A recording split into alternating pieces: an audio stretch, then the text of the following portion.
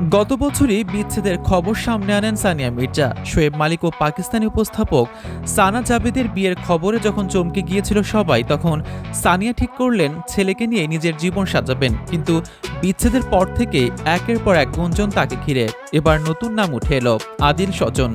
কে এই আদিল? কেনই বা তার সঙ্গে সানিয়ার নাম জড়াচ্ছে?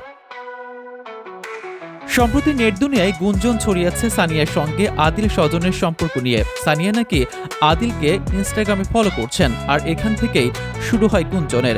আদিল দুবাইয়ের একজন ব্যবসায়ী, দানুবে গ্রুপের ম্যানেজার, যার সম্পত্তির পরিমাণ প্রায় ১৬০০ কোটি টাকা। আদিল শুধু ব্যবসায়ী নয়, বলিউডের সঙ্গেও তার রয়েছে বেশ ভালো যোগাযোগ। তবে সবচেয়ে বড় চমক, আদিল ইতিমধ্যেই বিবাহিত। তার স্ত্রী সানা স্বজন একজন চিকিৎসক। তাহলে কেন সানিয়ার সঙ্গে তার নাম জড়াচ্ছে? নেটিজেনদের কৌতূহল এখানেই বাড়ছে।